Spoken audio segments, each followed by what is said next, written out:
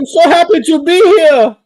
Man, me too, man. I missed y'all last week, man. You know, we didn't get to come on due to some unfortunate events that happened in my life, my wife's life. You know, I told y'all about her grandmother being sick or whatever, and she had gained her wings 2 days after our episode. Well, actually the very next day. Because we aired on Wednesday. So yeah, it was the very next day. So last week, I just took a week off so that I could focus on bringing my family back to the mental space that they needed to be in, and just basically looking after my wife and making sure she was all right.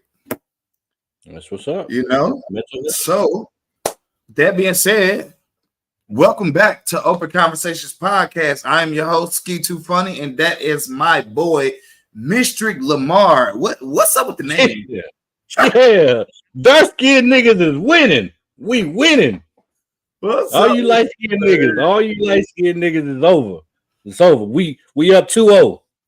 2-0, man. You know what's crazy? I'm not even rooting for Drake, and it's kind of sad, but it's all right, man. So today is the first day of, I think it's Mental Health Awareness Month, which is actually kind of great because we're covering mental health and the well-being of Black women, and wrapping pain in pretty packages, stuff like that. Check on your light-skinned friends. I'm just saying. Check on your light-skinned and dark-skinned friends, man. Make sure we good. Make sure that they are good. You know what I'm saying? Let's start off by saying this. Our Black women go through a lot. From what I've been reading, from what I've been researching, like depression and anxiety is like number one when it comes to Black women's mental health. So we got 3 beautiful Black women that are coming on, and we're going to discuss some important topics with them, and we're going to get their insight on things, and we're going to kind of sit back and let them tell us a few things. I'm not going to say we, because Mr. don't never sit back when I say we going to sit back, so it kind of make me look stupid when I say we. So I'm going to say I'm going, listen, and Mr's going to challenge when there's a challenge to be challenged. This part 2, right? This is part 2. Yeah. Let's get it. So we can go ahead and bring them on in. Yes. How y'all doing today, ladies? Hello. It is a good day. It is May 1st. It's actually my daughter's birthday. Baby Boss. That's what I call her. The Baby Boss. Happy birthday. Happy birthday. The finesser of all finesses. She's a hustler. She's a finesser. And she gets it honest. She probably still got people waiting on their pictures from car shows to this day. So she'll tell you real quick. Now stand over there. Now stand right next to the door. Now pull your door up. You know what I'm saying? And you'll never see those pictures ever. So just don't count on it. They're just going into her catalog.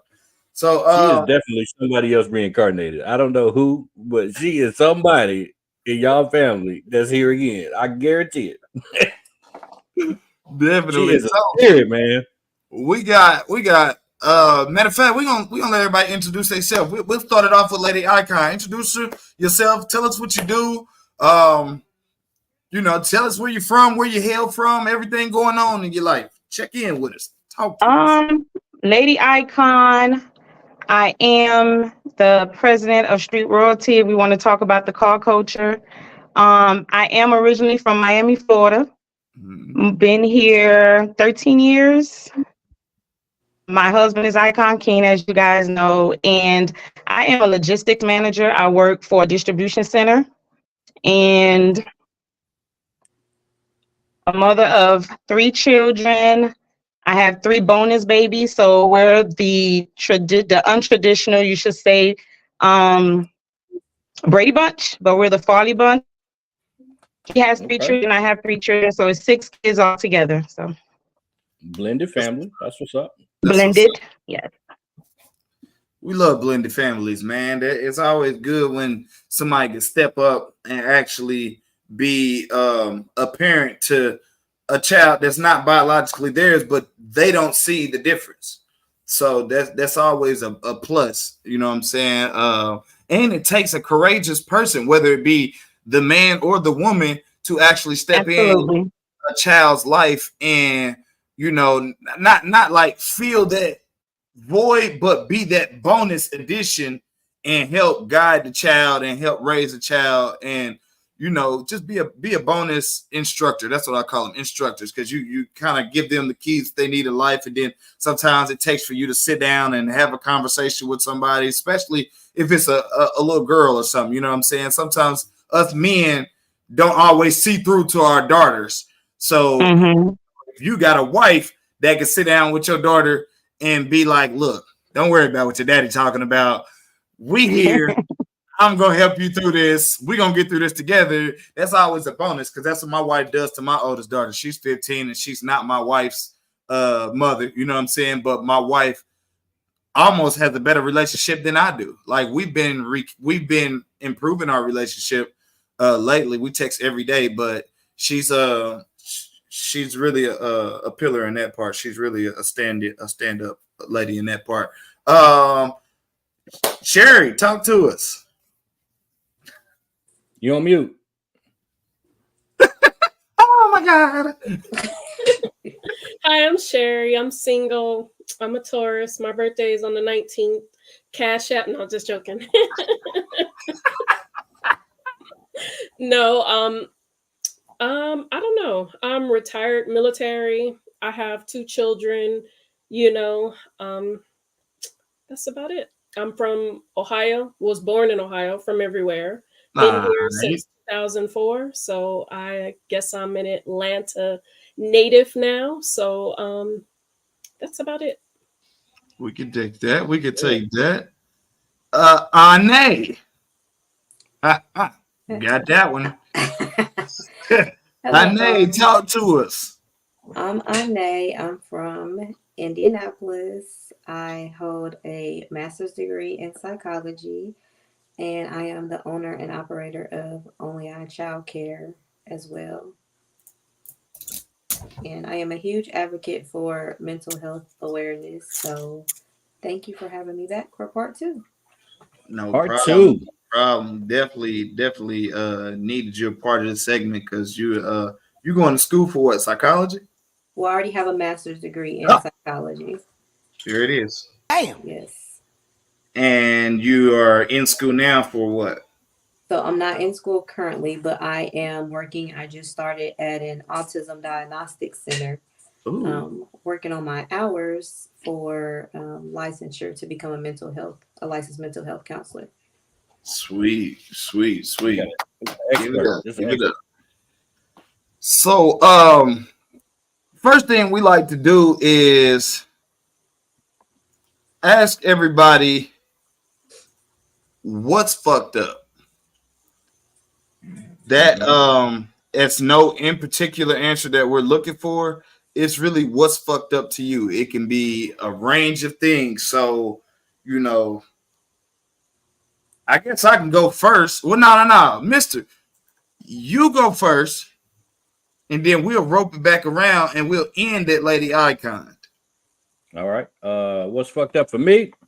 The beef is still going on. Hip hop is still fucked up, and I think it's fucked up how he did that the boy Drake. You know, he sunned him pretty bad. Yeah, and how he put his parenting skills into it.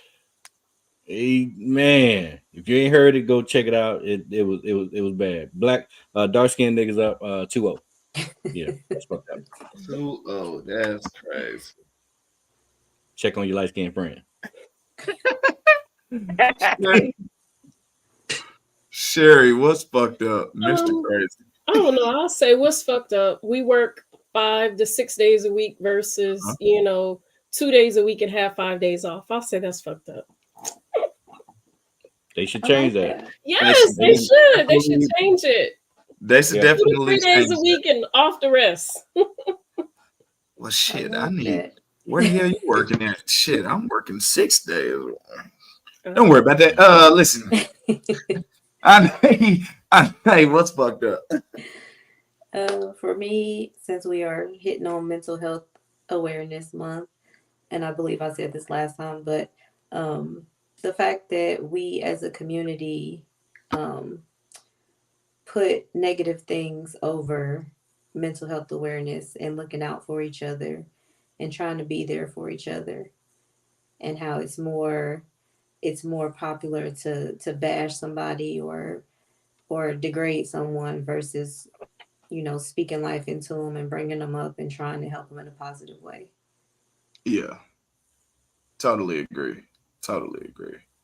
I think that what's fucked up to me is I wouldn't even say it was fucked up. I'm not even gonna say it's fucked up. I'll say that I'm still in. One of my sons are autistic, right?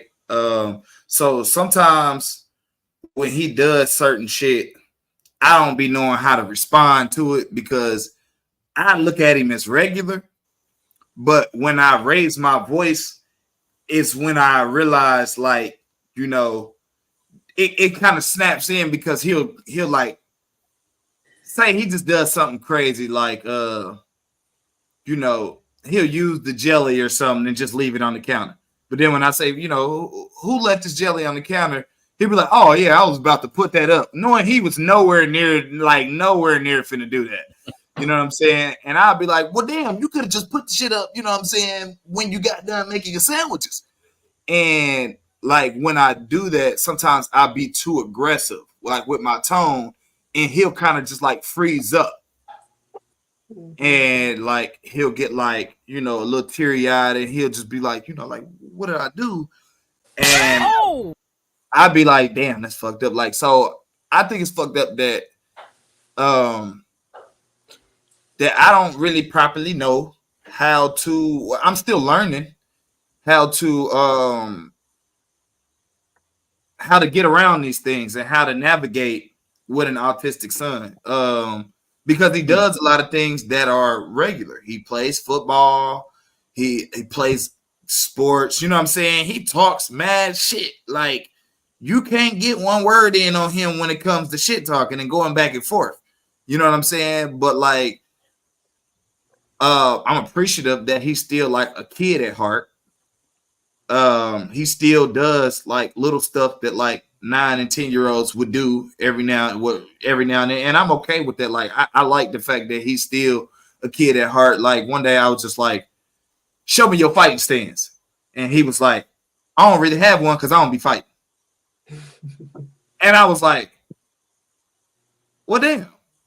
You know, I didn't think I was gonna like that answer as much as I did, because, you know, I was a badass kid. But I was like, damn, I like the fact that he's growing up as he's growing up type shit. Like, he's not like my oldest son and my older two sons. Like, they're 14 and 13, but they be trying to act like they 17 and 18.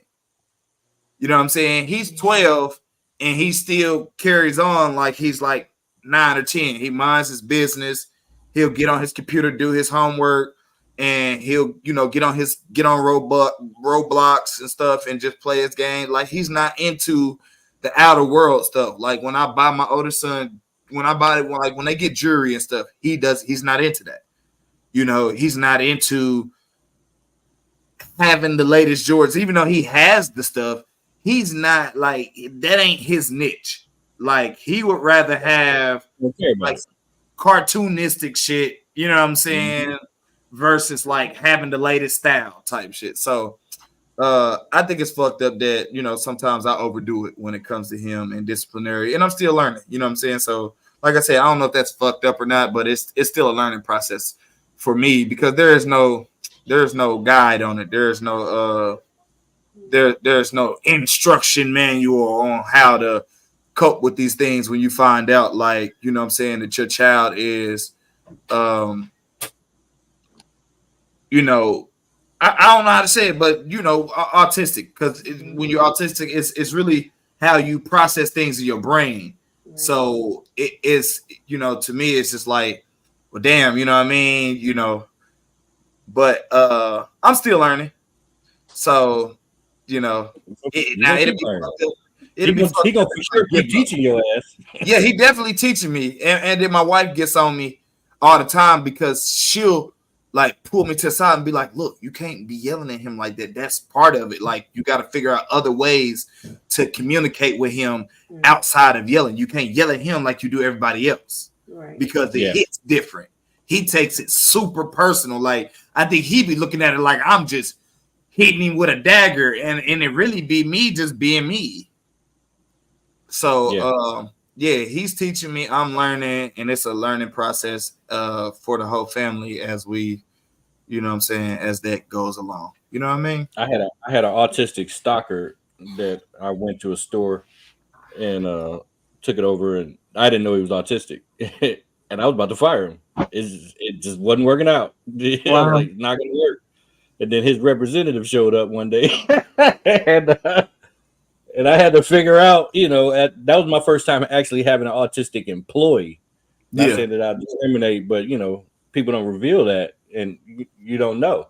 And if you ever had a representative of somebody that's autistic speak for them, it makes a big difference. So all of those people need allies. So you definitely need to understand him and be his ally for the future. So you gonna have somebody like me that'll fire his ass in 2 days. Yeah. I think I'm dealing with just to answer Mister, I think I'm dealing with an autistic employee too. It's so challenging.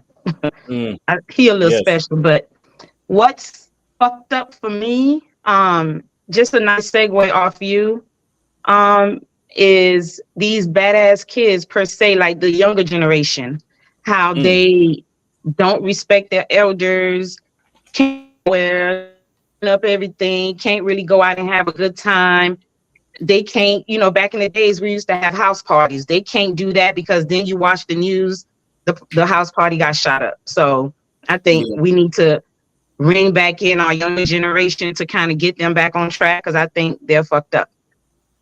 Hey, you ain't lying. You ain't lying.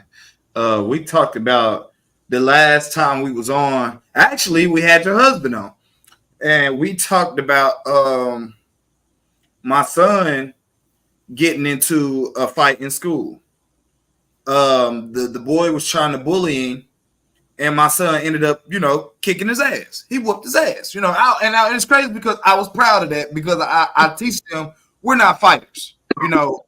Now they know how to properly defend themselves, but we don't go around starting no shit, because I was a fighter in school. So I tell them all the time, no, we not doing that shit, because we got to be in school to get grades. If you at home, you ain't back. Well, back in the day, you know, the early 2000s, you know what I'm saying, when you get suspended, they're not sending makeup work with you home.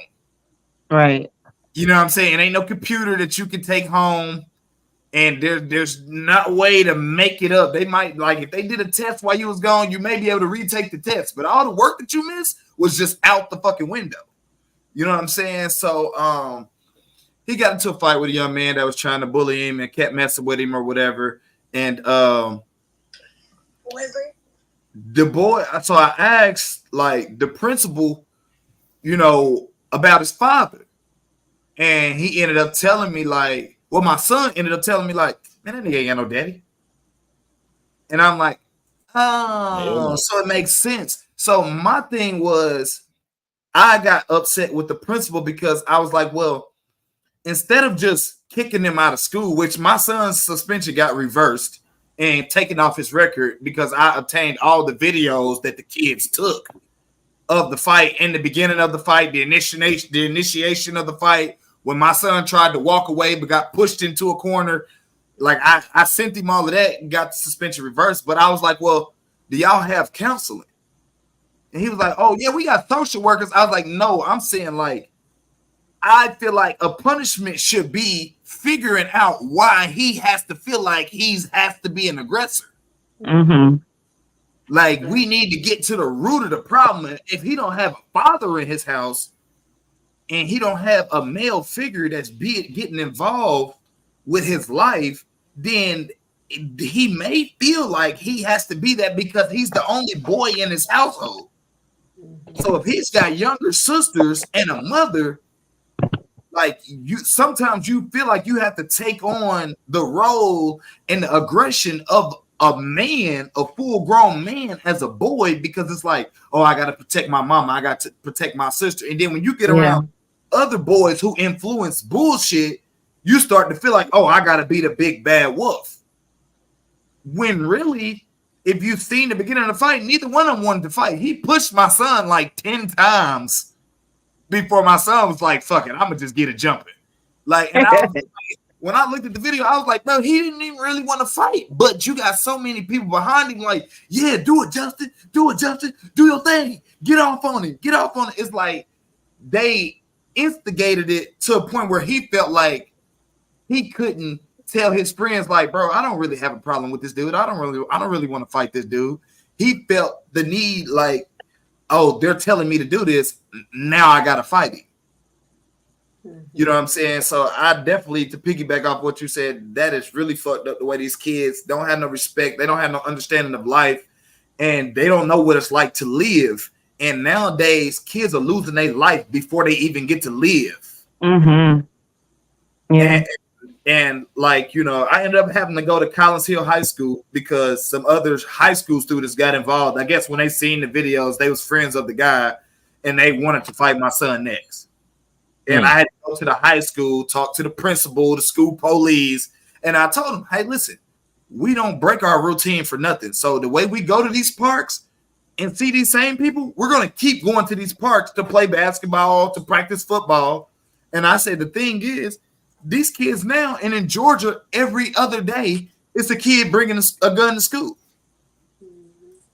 It's always on the news. It's on the news every other day. It was just on the news Monday.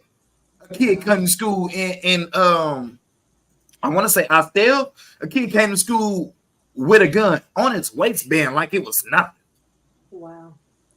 Like it was just like he was school police. You know what I'm saying? Like, so I'm telling them, like, listen, I want y'all to get ahead of this, because my thing is, if I see a kid with a gun, I no longer look at him as a kid. I look at him as a threat. Mm-hmm. And when it comes down to my household and us making it back home to sit at that dinner table to discuss what we did today, oh, we going home. Yeah. And that's guaranteed. We going home. But I don't want somebody else to be burying a child because of negligence or being a nuisance or being too ignorant to know what life is about. You know what I'm saying? Or not know what life is about. That's the proper way to say it. Being too ignorant to not know what life really has for you in store. And it's not the dumb shit. You know what I'm saying?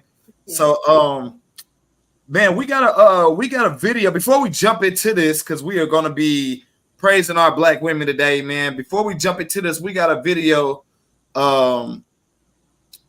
to play for y'all. And Sherry, if you could, I would like for you to like explain this video to us and like give us a little insight before we jump into it. You know what I mean? I think the video explains itself. However, I asked Skeet to play this video because I felt that it just brought light to, you never know what, you know, someone's going through. They could be successful, they could be beautiful, they could be powerful, and still go through somebody who is the total opposite. So, I guess that's where you'll start. Everything else is in the video, you know, so there you go, play it. Let's do it, man. All right. We want to turn now to our GMA cover story. A lot of you maybe saw this shocking news last night or woke up to it this morning. The tragic death of former Miss USA and Extra correspondent Chesley Chris, who died by apparent suicide Sunday morning. We're going to check in with our Dr. Ashton in just a moment to tell you about warning signs and also help for family members who may have lost someone to suicide. But right now, we'll check in with ABC News Live anchor Lindsay Davis with the story. Lindsay, good morning to you. Hey, good morning. This is a tough one, TJ. This is a young woman who showed so much promise, multiple degrees, a beauty pageant winner from a big family in North Carolina, who not only worked on Extra TV, but also worked at a law firm on behalf of prisoners to get them reduced punishments. And she did that for free. But often we just don't know what people are dealing with personally. And yesterday morning, she reportedly got up and decided to end it all, jumping to her death from a Manhattan apartment building. North Carolina. This morning, immense shock and sorrow after the death of former Miss USA Chesley Christ, the 30-year-old apparently dying by suicide. Devastated family writing in a statement, her great light was one that inspired others around the world with her beauty and strength. She cared, she loved, she laughed, and she shined. Just hours before her death, this photo was posted to Chris's Instagram with the caption, "May this day bring you rest and peace." Chris, a highly accomplished attorney with a master's in business from Wake Forest University, represented North Carolina in the Miss USA pageant, crowned the top title in 2019. Mine is the first generation to have that forward-looking mindset that has inclusivity, diversity, and strength and empowered women. She appeared on GMA to celebrate a historic win for Black women in the top 4 pageants that year. I think there are times where I am disappointed because people will sometimes comment on our social media and they'll say, why are we talking about your race? Like, you guys are just 4 amazing women. I'm like, but there was a time when we literally could not win. She then competed in the Miss Universe competition, placing in the top 10, and went on to be a correspondent on Extra, the entertainment show, issuing a statement saying, "Our hearts are broken. Chesley was not just a vital part of our show, she was a beloved part of our Extra family and touched the entire staff. Our deepest condolences to all of her family and friends." Chesley Christ was 30 years old. Damn. Back in 2019, she posted about mental health on the Miss USA Facebook page, where she wrote that she did a lot to maintain her own mental health, including talking to a counselor. I talked with a good friend of hers last night, and I asked, how would you describe her to people who never had the chance to meet her? And he said, just such a light, genuine, down-to-earth, full of life. TJ. All right, Lindsay, and I'll pick up on that point there, Dr. Ashton, that we have mutual friends. And yes, I found out from a friend, a colleague of hers, this is what she said about her. She was the person who never had a bad day. Yeah. So what warning signs are we supposed to be? Well, I think the first most important thing is if you've lost someone to suicide, this is not your fault. It can be difficult to pick up on these because, again, what's on the surface obviously may not reflect what someone's going through inside. But again, if you can break it down to things they say, ways they behave, and moods that they express. So examples would be, people giving away their possessions and their pets even, stating that they feel that they're a burden or that they're trapped, acting withdrawn, a change in their behavior at work or in a social setting, and then expressing, feelings that they've lost hope and that they're helpless. Those can be some of the warning signs. What do you do to go about, if you're worried about somebody, what is that first step to help? The first and most important thing, TJ, is you have to actually ask them, are you having thoughts of suicide or self-harm? This will not put an idea in their head. And if they answer yes, take that seriously. Do not leave them alone. Assure them there's always hope and help. Acknowledge that you can see they're in pain. And if necessary, bring them to an emergency room and get professional help. That is so important. It is scary when someone tells you that they're having these thoughts, but there are professionals that can help you help them. All right, Dr. Ashton, thank you. It's something you continue to talk about. We'll talk to you more in just a little bit throughout the day here on ABC about it. And folks, want to know if you are struggling with thoughts of suicide or worried about a friend or loved one, this is where you can get help. The National Suicide Prevention Lifeline at 1-800-273-8255 or text TALK to 741-741. You can visit suicidepreventionlifeline.org. This is free, confidential, emotional support 24 hours a day. And I just want to say, Skeet, it was like, I think last weekend was the anniversary of her passing. Oh, wow.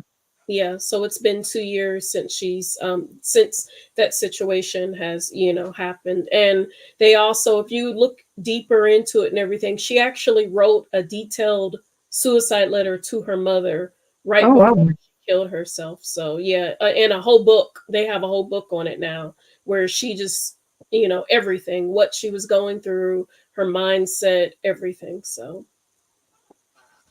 Wow. That's eye-opening. Let's get to it.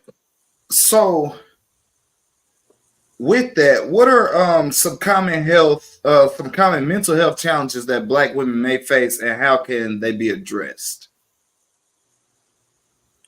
Let's start we'll go with Ane, and then we'll rope it around. This is gonna be y'all segment today. Like we kind of I'll ask the questions, but I really want to hear y'all's perspective and y'all's like genuine opinions and experience on the things that I'm gonna ask y'all today. So I would say the most common are depression and anxiety, and recently more African American women, celebrities, Oprah, Tiana Taylor, Taraji, Viola Davis, a lot of them have been coming out and being more open about their own personal battles with depression and anxiety, which is a good thing because, you know, for the people, the younger generation that look up to them or, you know, that feel like they're alone, it kind of lets them see like it's not just you, like you're not alone. You're not the only person that goes through this. Even, you know, celebrities or, you know, people higher up go through it as well. So I think depression and anxiety are the biggest two, and, you know, mainly caused by burnout, doing too much, not knowing how or when to ask for help would be probably the two biggest factors I would say that play a role in that. Stress, stress, peer pressure, especially people expecting people to be a certain way, or to appear a certain way. It's a lot of pressure, on women, that we are looked at to be Barbies, or, if you're not a Barbie, you're just, things like that. So, yeah. Yeah, So I can agree. How old was she? That lady was 30? 30. And she died in what year? 22. 2022? Yeah. Last week was her 2-year, I guess say anniversary of her passing. And she had no kids, right? No children. And never been married. Nope. So nobody really pinpointed exactly why this happened, correct? Even with the letter? It was mental illness. She was, overwhelmed. They were saying the pressure of being perfect, of, always trying to highly perform, things like that. So, and a lot of times, people just don't know how to handle it. They try to, but they don't know how to handle it. So even me, I get anxiety being in front of people. So, if I do it all the time, or I had to do it all the time, and I did it because somebody said, oh, you're good at it, but you're really not, it kind of tears you down inside. Yeah, and I think both ladies, definitely I agree with both of the things that they're saying, because mental health is very serious, and my number one thing I think is more of trying to be everybody, you just want to be the go-to person, and sometimes it gets overwhelming. Anxiety sets in, stress, because you want to help everybody, and you're the person for everybody, but then who is your go-to person? You take it all in, your cup is filled, but I mean, you're filling everyone else's cup, but then your cup is empty. So who do you go to? And I think that plays a big, major part in women's mental health. Okay, so question. I guess we'll start back with you, Lady Icon. So when you feel like your cup is filled, because I know you chimed in a lot over these since we started doing like the mental health segments, and you be in them comments going ham. So like, and I pay attention to all of that. So I guess the question is, when you're at your peak, outside of your husband, who is your go-to? I don't have anyone. That's the problem. Now I'm actually journaling a lot. I guess I'm the type of person, I feel like I'm everyone else's savior, and I need to open up my outlet a little bit to find someone that can pour into me outside of, my husband, but I take everybody else's. I've taken a course for being I've taken a course. I actually got a certification for being a life coach. You know, I counsel everybody. I'm the type of person, everybody come to me. I used to go in the grocery and random women would come and talk to me. I just had that face, I guess. And I'm always pouring and helping and providing and giving feedback and giving support and, you know, just counseling everybody else. But then when it comes to me, it's like, who can I run to? Because I don't have anybody. And sometimes, you know, you don't want to pour all of that on your spouse. You know, you don't want to, you know, just, you know, give it all to them. So I've been to therapy, seen a counsel. I have this book now that's called Heal Sis. It's a journal, and I journal every day. Journal is my peace. All of my problems, because I don't have anyone to talk to, anyone to run to, my journal is my go-to person. Understood. What about you, Sherry? Well, I don't know. I am also like you, Lady Icon, where a lot of people do come to me. You know, I embody their issues, and I'm a fixer. So I like to try to fix. And for me, a lot of times what I try to do is I just basically try to go, and I have to isolate myself. You might not even hear from me probably a week. Probably won't even, I don't even think I've been out my house since probably Sunday, but I just do a lot. I recharge, and I am thankful to have very good friends. I have a lot of good friends, and good sisters, two older sisters and a younger sister, where I can actually, unload as well. So, and I'm thankful for that, because that's free counseling, whether you know it or not. So Yeah. I get a lot of, I guess, love and support, especially when I have issues, where I'm able to go and, speak to them. And I mean, I feel like whether you know it or not, there are outlets. The problem that you have is trusting those outlets, That's it. So, and that's why I said I do have good friends where I feel like I can be honest, and I don't have to worry about being judged. I don't have to worry about being, my business being out there and stuff like that, because I have friends that do that as well. But you just have to know who, so I feel I'm blessed in that area. So looking at the title, revisiting Black women wrapping pain in pretty packages. I was watching a TLC docu series or whatever, the Long Live TL, whatever it was called. And you remember they used to have that song Unpretty. yeah. So my question is, is being attractive or quote unquote pretty leading to some of this mental health decline? Yes. Like, do the current modern day Black woman not deal with being attractive and pretty worse than they did in the 70s and the 80s? I would say yes, because of social media. Mm-hmm. And you have a lot of people who are good at putting on a persona that, their hair is always done, or they, have a designer handbag, or they drive this type of car. And so a lot of people often feel like, okay, well, what am I doing wrong? Or, why can't I afford those things as well? But a lot of it is just a facade. A lot of it is just, they put all that on for social media, but then when the camera goes off or when they're done posting, then, they look just like an average person.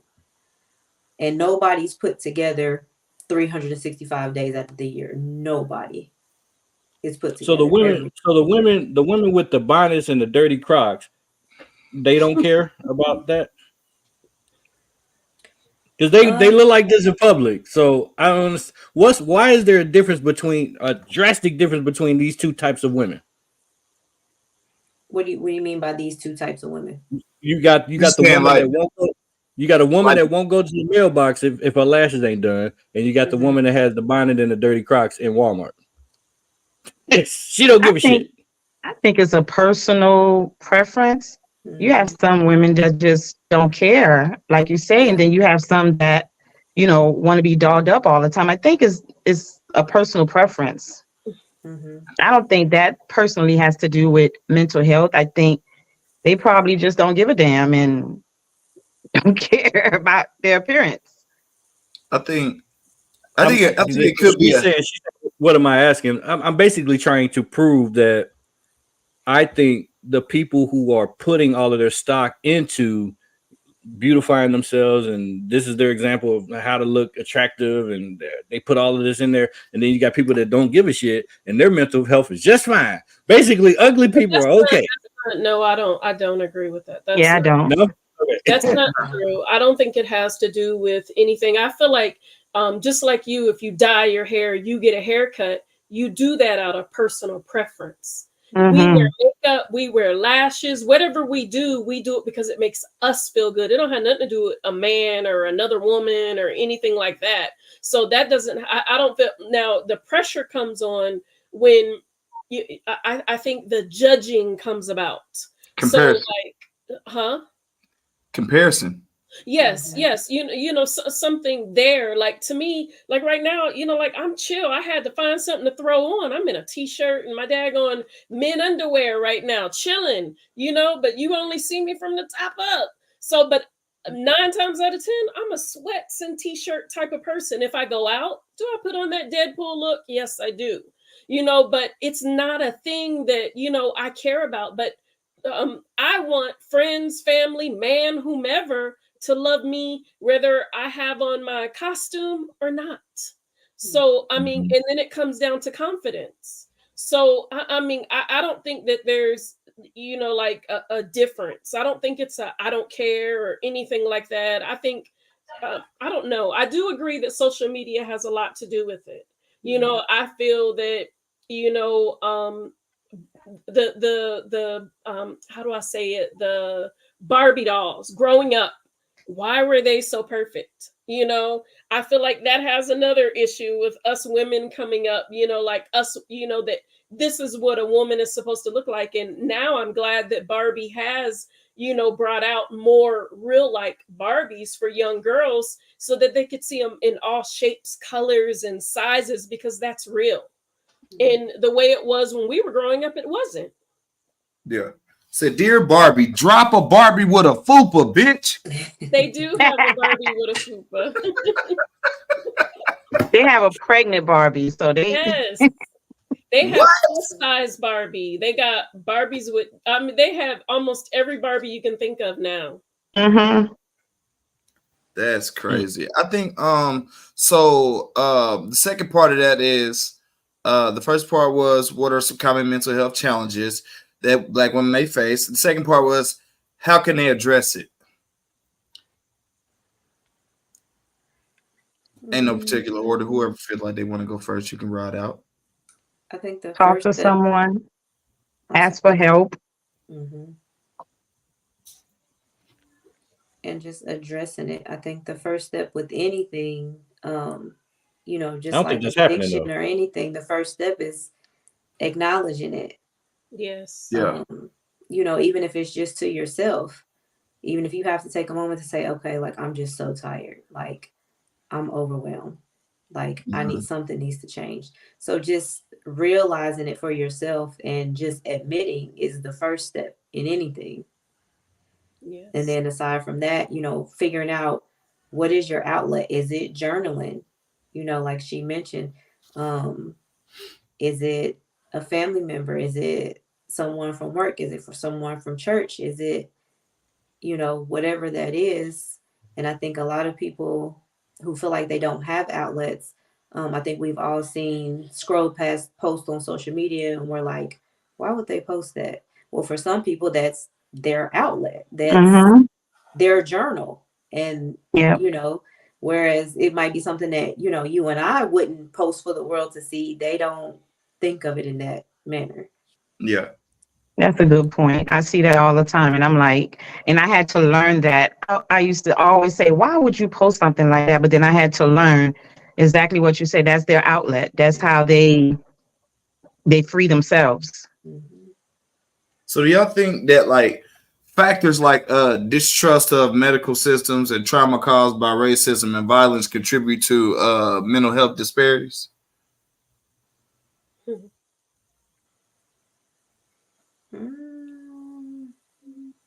Repeat that question. I was just say that one more time. That was a lot. I'm saying like, so like, because I mean, I noticed y'all was saying like, you know, depression, anxiety, stuff like that. So I was just tossing out like a few more things that will cause, like, that would be a factor of Black women's mental health. So I was asking, like, do you think like factors like distrust of medical systems, trauma caused by racism and violence contribute to the mental health disparities? I don't necessarily, in my opinion, I don't necessarily think Black women, I don't think we struggle with that as much as far as like the healthcare system and violence and discrimination type. I think that falls more on the Black men. I don't think that affects the Black women, in my opinion. I think we, again, this is gonna sound crazy, but I'm me. I think we've used all of these words to make everything sound greater and all bubbly. But it's just, if you simplify it, it just makes so much more sense. It's like, what's making you unhappy? If you would present that to people versus saying what's causing the decline in your mental health, that just doesn't compute well. Yeah. If you break things down and just say, hey, why are you unhappy, or what's making you unhappy, it seems like would be a more effective approach, would it not? But I don't think, sometimes I don't think it's as simple as just saying what's making you unhappy. Because a lot of times depression, it can come from childhood traumas. It can come from things that people don't realize are causing them to be unhappy or causing them to have a decline in mental health. So I understand what you're saying. And maybe if somebody was having a bad day and they're like, oh, I got rolled up at work today, or, you know, I had a flat tire. I mean, then it would work in that case. But if you have somebody who is going through depression, it's not always just a surface problem. Mm-hmm. And a lot of times people don't understand that. And that's where counseling comes into play. Like, because it's stuff that people have suppressed over time and they may not understand or may not even know why. Because there's sometimes where, you know, even for myself, like I may just be in a mood or I might just be emotional and I don't know why. So I don't think it's just a clear cut, why are you unhappy? I think it's circumstantial. And I wanted to address too, though, like us three ladies that are on here, we're above that poverty line. So you're getting a different, I guess, you know, outlook on, you know, yeah. So now if we were to talk about, you know, on the other side of the poverty line, then yeah, you know, I do agree that, you know, healthcare systems, you know, like they should have something within the healthcare where they educate, you know, people below that line, you know, when it comes to, you know, race, goodness, I don't, help me out. They should have programs in place for those people. Yes. So you think basically they should like have cultural competency among like the mental health providers. Like, so it's basically, so you believe that they should have more diverse representation in the mental health field to make it more comfortable to actually come and ask for help. Yes, they should. I feel they should have training. I feel actually I think there should be more government sponsored, you know, especially for those who get free healthcare. And that's where it should start, you know, right there. You know, not saying people who don't need who have paid healthcare don't need mental health. They do. I don't think anything's wrong with counseling. I think we should all get counseling. You know, I take yeah. a mental health day, use my sick leave once a month, and I take a mental health day. I don't care if I go to the spa. I don't care what I do, but I make sure I take a mental health day. You know, Hold on, I and just do that. why I knew for some strange reason you was going to say that anytime somebody says mental health day and they're a woman, why does you always have to beautify yourself when they say mental health day? No. I go get a massage to relax and, you know, stuff like that. The spa it ain't always beautification. Yeah. Just It make could you feel be, good. Shoot, yeah, I be it could sweating my be, wig off. It ain't pretty. I mean, a mental health day for me could just be not going to work. Yeah. Could just be not cleaning up that particular day, not doing laundry, just laying around and, you know, having a Yeah. lazy day. Yeah. so Same here. we need like healthcare iniquities and access, basically. Mm-hmm. Like we And need. I think it's slowly coming about. The more that mental health is talked about, and the more that, you know, the more research that's done on it, I think, you know, just piggyback off of what she said, I think it's slowly coming, because even with like law enforcement now, they're being trained on when they get called out, you know, to a scene where there's a patient that might be having a mental health episode. Like, they're going through training for that now versus, okay, the police show up, you're having a psychotic break, and now you're shot or you're tased or you're whatever when you don't even know what's going on. So that's becoming a thing now, where law enforcement is going through training on how to deal with people with Yeah, I've been mental saying that for illness when years. they encounter them. I've been saying that for years. There should be Mm-hmm. different units that get dispatched out when something happens. Mm-hmm. Some people show Yeah. up with a gun, some people don't. Yeah, I think definitely, like, not to dive too far off subject, but I think definitely, like, they during the Black Lives Movement matter. Remember the kid that got shot, Michael, what was his name? But the mother had called the police and she had told them that he had a mental health issue and he had a knife in his hand and he was standing outside the house. The police showed up and he ran at the police with the knife and they shot him like 7 to 12 times. Mm-hmm. And they kept saying something's wrong with him. He has a mental health. Don't shoot. And they still aired him out.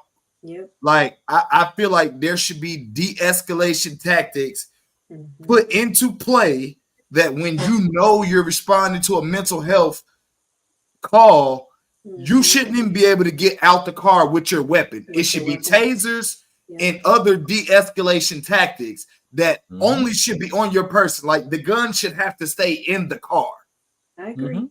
I agree with that. Therefore, you won't have no accidents like the young officer that got convicted and sent to prison that said that she thought she grabbed her taser, but it was her gun and she ended up shooting him 6 times. My thing is, if you thought you grabbed your taser, how was you squeezing your taser trigger more than one time? Right. Yeah. And the weight difference is totally different. So, I mean, you know, which is why she got sent to prison where she belonged to be, because she was lying. But, you know, I don't want to go too far off subject, but I was just saying, yeah, I agree. It should be, they do need to implement, and I'm glad that they're implementing the training for mental health calls and de-escalation of, you know, this, that, and the third. Do you guys feel like that that there's problems accessing quality mental health care? Absolutely. Yep. And is that due to the lack of cultural experience from these, like, from these therapists, or is that like, yeah, do y'all feel like it's due to like lack of cultural experience? Well, they've closed down most of the mental health facilities that we had here in Indiana. So that was, you know, problem number one. They don't have anywhere to go. And again, going back to training and knowledge, if you know, show up to the emergency room and you're having a psychotic break or, you know, a mental health episode, and you encounter someone who is not familiar with that or is not trained to know what that looks like, and they, you know, send you on your way,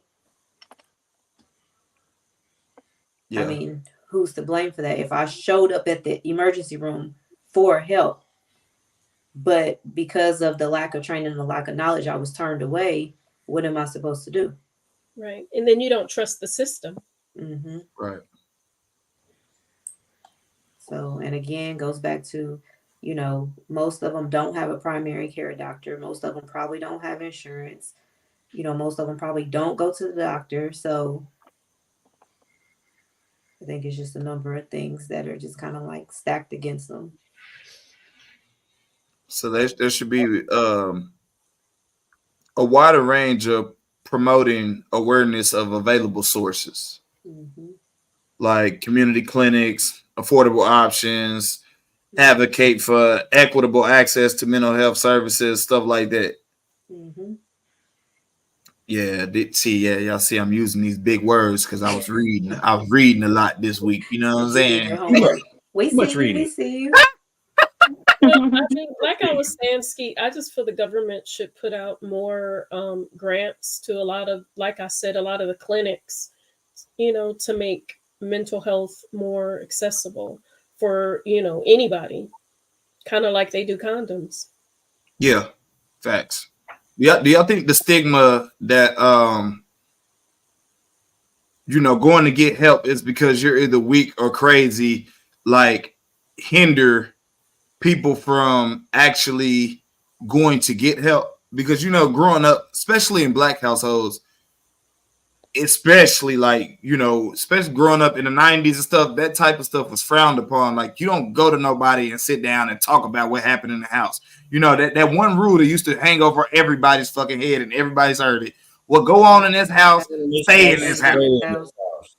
Yeah, there was no such thing as counseling growing up. I'm a preacher's kid, so our counseling, what we had to do was church. You know, it wasn't going to see a professional person. It was, if you got a problem, we're gonna pray for you. And I don't have no problem with that. I grew up in the church all my life, but I think growing up, it should have been more. We should have more health assistance for mental health. And growing up, I didn't experience that in my childhood, nor around my family members or friends. It was church. You got a problem, you take it up with the Lord. We'll pray for you. Yeah. I went through the same thing. My grandma was like I call them, and you know, everybody has their own opinion, but I'm gonna just give y'all my opinion. I called them when I got older. I called them circumstantial Christians, because I felt like when I got older and I started understanding more stuff, I felt like the stories and stuff that they used to use in the Bible to try to correct us was only because they was trying to get their point across. It wasn't the actual real meaning. So it used to, because like I think one time I was telling my grandma, you know what I'm saying, like I was talking to my grandma about some stuff, and she was like, you just need to pray about it. And I had like took a Bible verse out the Bible, and I was like, well, the Lord said he appointed counsel. So it say that in the Bible that there is counsel appointed people on earth that you can go to outside of prayer that can help you through your problems. And like at that point, she was like, nigga, you learning too damn much. She was gonna say she smacked the shit out of you, but okay. No. She probably wanted to, but at that point, I think I was like 13 or something. I was real tall, so it like slapping was. I used to get whoopings and just make noise just so she could feel good about whatever she was doing. And then when she get done, I'm like, all right, you cooking? Nah. I'm gonna switch gears real Let's quick go ahead and ask y'all this. Let's see. Y'all see that on the screen, correct? So Black women suffer disproportionately from superwoman schema. And then I'm scroll down where it says Black women in America are disproportionately burdened with the mental health syndrome known as superwoman schema, or SWS. It involves the perceived obligation to quell emotion, convey strength, suppress dependence. Suppress dependence and vulnerability, and prioritize caregiving over self-care, according to the National Institutes of Health. That's the source that's cited. SWS can cause severe mental distress, but African Americans are less likely to receive mental health services compared to their white counterparts, according to the 2022 data from that source right there. So, ladies, what do you say about that? Sign me up, because that's me. Man, That's that's you? my wife. Yeah. So you're dealing everything with you just read, that's me. So you think, I think the part I honed in on was suppressing dependence. Yeah. Yeah, you want to do it all. You want to, like you say, you want to be superwoman. You don't want to ask for help. You want to take it all and do it all for yourself. And that's a major issue. And I totally agree. A lot of Black women, we suffer from that. We want to do it all, and we don't like to ask for help. And that's one of the major issues, especially me. What is self-care to you as a Black woman? Self-care to me is putting me first, looking out for myself, doing something for myself, getting my mental, because if your mental is not right, you can't work, you can't take care of your kids, you can't be a good wife, a good girlfriend. You have to be all together, in my opinion. And a lot of times when we don't take care of ourselves, it can be something as simple like Sherry said, it can be a massage. It can be just doing something for yourself, just staying out the way, just going on. Sometimes I go through these moments, and sometimes it's mainly around my birthday. I don't know what it is, but I've been doing this for years. I would deactivate my Facebook, my social media. I would do a cleanup. I would take everybody off my page. And I'm like, okay, Lynn, you crazy. And I do a purge. And I find myself doing that yearly around my birthday time. I don't know what it is, but I do that. And sometimes you just need to clear your mind and just kind of set yourself free a little bit. I agree. I don't know. Self-care for me is whatever makes me happy. It could be anything. So it could be, I can go get a wax. I can go get my nails done. I could choose to have intimacy all day. Whatever it is that makes me happy. So to me, that's self-care. Go ahead, Ane. I know you want to disagree. You always disagree with me. I'm not disagreeing with you. I mean, self-care, like she said, whatever makes me happy. Like I said, if that's just laying on the couch all day, if that's not cooking that day, if that's not doing laundry, like that's me taking care of my mental. But to go back to your point about, the suppression of dependence, that's kind of how we were brought up. That's kind of how we were raised. And I know my mother was a single mother until I was in high school. She got married when I was graduating high school. And that's all you see. And that's, kind of what and how you grow up to, not intentionally, but if you see the same stuff every single day, then it kind of becomes habit. It becomes routine. So you grow up not intentionally wanting to be like, and I think the last time I was on, me and Skeet kind of touched on it as well, with his wife and knowing when to ask for help. And I'm the same way with my husband, and he can sense it. He's like, okay, what can I do to lighten your load today? What can I do so it's not, I don't think it's necessarily intentional suppression. I just think that that's how we were raised, and that's what we saw growing up. So just in our minds, that's how it was. Yeah. So then when you do get a spouse, a significant other, now I have to relearn that it's not just me. I don't have to do everything. I don't have to do it all. I look at it a little different, and I'm gonna give y'all some pushback, because I heard y'all definition of self-care. Sherry, don't even roll your eyes. Yeah, they already rolled. They went around and back. Okay. Self-care, right? Look at everything y'all said. All right, now think about this. When you go to your doctor, what's one of their titles? A primary what? Care. Care physician. A primary what? Care. Is care in the word? Mm-hmm. Okay. All right, cool. So care is in that word, right? So that's not self. So that's not me. That's them, right? And doctors fix shit, right? So how are you caring for yourself if you're not fixing shit? How is that self-care? It's not. Yeah, We are fixing it. No. You ain't fixing shit sitting on the couch. Yes, you are. Yes, you are. I'm You're decompressing. resting.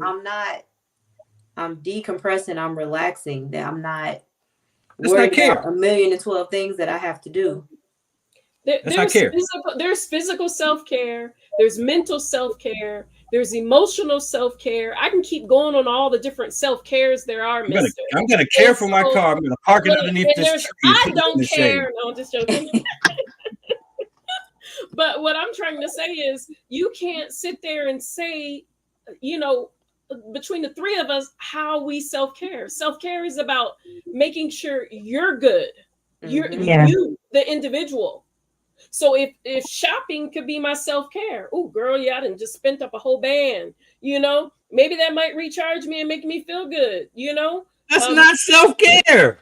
It is. That is not. It made me feel good, especially for somebody else's that money. just made you feel good. Say that. Why do we lie to ourselves all the time? Self-care is about making yourself feel good. That's Retail therapy is a lie. No, retail therapy is really good. That's self-care. Especially a lie. somebody else's money. Yes. So what is your definition? If the word care is in it, you're fixing or updating something. No. Yeah, we're updating our mental. We're refreshing our minds. We're rejuvenating. That's just like if someone goes to see their primary care physician for a depression follow-up. You might just ask, how are you feeling? How are things going? What's happened since the last time I saw you? That's just us talking. That's no different than the lady writing in her journal. Mm-hmm. That's no different than somebody making a Facebook post. The job is to fix something, right? Praying, meditating, working out, whatever you want to do. It's self-care is about increasing your well-being. So when challenges come at you, you're more stable. So whether whatever I do, if I get a massage and it takes my stress away, when I go back into that stress, I'm more balanced. Mm-hmm. Mm-hmm. And why do we suppress dependence to the people that we can easily depend on? Why do women do that? Because it's a learned behavior. It's a habit. It's a habit. So you saying it's your grandma? It's your grandma's fault? It's your great grandma's fault? Unlearn it. It's something that has to be unlearned. Who taught it to you? When you go to counseling, if you go to counseling for an addiction, if you go to counseling for infidelity, if you go to counseling for their job is to help you get to the root of the problem, find a solution, and help you carry it out. You have to, whatever that is, you have to unlearn it. You have to adapt new habits. Mm-hmm. But somebody taught us that, and they broke the cycle, and they put us into this position. And I really don't think it was our grandparents or our great grandparents. You think it was slavery? We're like one or two generations removed from where this all got fucked up at. I'm just saying. I will say that when I was younger, I will agree I did have that SWS, whatever it was. And I was a little bit more where I tried to, I had that superwoman syndrome. Like I could take care of everything. I probably wouldn't even go to bed till 2:00 in the morning, smelling like bleach because the house had to be clean. Everything had to be ready for the next day. And it would just be my routine. Now, as I got older, I learned that, there's no I in team. And so I use my kids, I use everybody, like, you know, even when I'm married. So everybody got a part in, you know, what goes on. And it helps me too. I've learned how to say no. I've learned how to say a lot of things that I didn't say when I was younger. So I do feel like what you said, you know, Ane, that it's a learned behavior. And if you retrain yourself, you'll learn how to get more help. Especially when I you agree. So. I agree with that. Yep. Are there real? Go ahead. You got okay.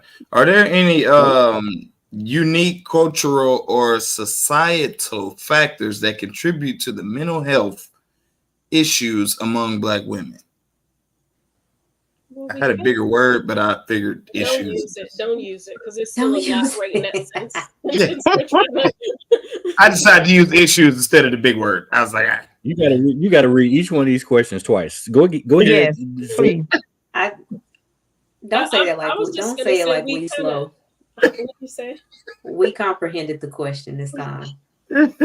I think for a lot, or at least from what I see and from what I hear in my personal and professional experience, is finances. Finances are the biggest thing, especially for single women, having to work, you know, 2 and 3 jobs and balance having kids and balance having a social life. I think that's probably, if you ask a lot of women, it's probably finances. Yeah. I'm gonna say dating, because dating fucking sucks. I'm just gonna let y'all know that. That makes me mental right then and there. So I'm just gonna Y'all know how I feel about dating. It's a scam. Fucking betting everybody. Fuck y'all. Yeah, I think just in addition to finances, I totally agree with that. I think it's more of trying to do everything. You know, you want to be, you know, we get up, we work. It's not like it was back in the day where, you know, granddaddy go work, you know, Nana stay home, and, you know, you're working, you're coming home, you're taking care of the children. If you have children, you're cooking, you're doing it all. So that, you know, stress. Then you also, like with myself, I manage 15 employees, and each individual have their own personalities, and I'm their counselor at work. They come to you for the littlest things. So you got to deal with work. Then, you know, you got to deal with managing a team. You got to dealing with executives all day. And, you know, you got to do presentations. You're doing so much. Then you come home, you got to try to balance the home and work life. You just got to make sure home is good. So I think we put a lot on ourselves, and that contributes to stress and mental health. Do y'all think it's a fine line between mental illness and mental health? I do. That we just can't see where somebody falls on the line, if they're on this side or on the other side. Like where you can see somebody, oh, this person is mentally unhealthy, and then this person is mentally ill. But every day we're walking around and we're seeing people, but we cannot clearly identify which is which. I think with the mental health thing, I think it's a little more challenging to identify just because it comes in so many different forms. Yeah. Whereas if somebody is mentally ill, they may be walking down the street talking to themselves, or they may be, you know, exhibiting certain behaviors where you can say, oh, you know, you can identify, oh, they're bipolar, oh, they're schizophrenic, or they're this or they're that. But with mental health, you know, just like the YouTube clip we watched in the beginning, nobody was able to look at her and say, oh, she's depressed, she's overwhelmed, she's. How do you, Anne? 35. 35. Okay. So in 2024, these young kids with the hoodies on, walking around, no earbuds, no, not on the phone, talking to themselves. You think that's mentally ill? In 2024, not the 90s. 90s, your ass was crazy. You walking around talking to yourself. You don't really see kids walking around without something in their ears. They singing songs, they talking to themselves, they in their own fucking world. This is a whole different generation. You sure they don't have earbuds in? I was gonna say, I'm positive. 9 I'm positive these kids still talk to themselves. They talk to themselves. I mean, as long as they're not answering themselves, I think it's okay. And then a lot of It's a times different breed. Some of it is mental illness. I saw, I had a one-on-one assessment with a young boy today that was 13 years old, and he was autistic.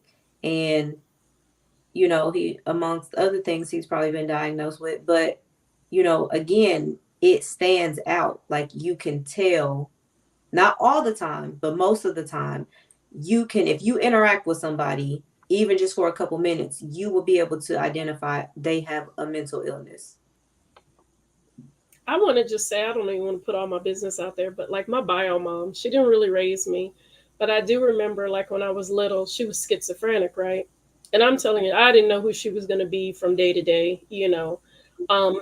But I can tell you, looking back on it, you know, as an adult versus a child, you know, it's like, damn, you know, she was fucking crazy, you know, but that's how I would think about it, you know. Mm-hmm. But at the same time, it was like, you know, she was really sick, and I didn't understand really what she was going through, you know, to like a lot of her choices, you know, as a, you know, child to teenager, but as an adult, it's like now, you know, you look into it like, Lord, don't let me get that shit.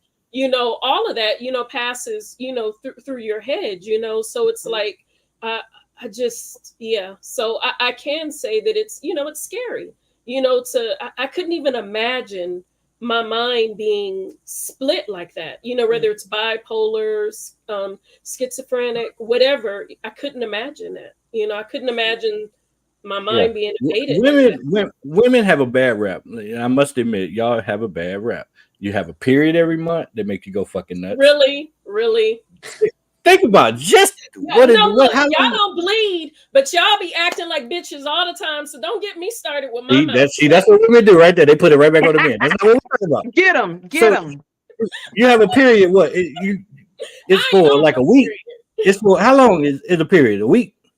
3 to 7 days. 3 to 7 days. It depends on your body. It depends on. It depends on what you're going through at the time. You could be stressing, and that motherfucker last a month. I done seen people have a period for a month, and it's so like, think about that. You got a whole week out of the month where you kind of fucking crazy, right? No, we're not. You have a baby. We don't be crazy. You got postpartum depression when you have a baby. You got menopause when you get older. Y'all got all this little extra shit. And yet we still got to press on with our day to day, and exactly, absolutely. Nothing stops. I'm giving y'all credit on that part. You know what I'm saying? That's a lot. I couldn't imagine just leaking blood and like I just can't do it. I don't get it. Can't do it. See, you had me before you said that. I was like, okay, he learned something. Like, you learned something. Like, God damn that diarrhea in your mouth. Good Lord. I'm getting there. No, you're not. Every time I think you're getting there, it's like you just be like. So, what are some effective strategies or coping mechanisms that Black women can use to promote their mental well-being? I mean, we already discussed some of them, and to me, it's like, you know, speaking to someone, self-care. You know, to me, those are the starts. You know, and like, you know, Ane said, acknowledging it, journaling.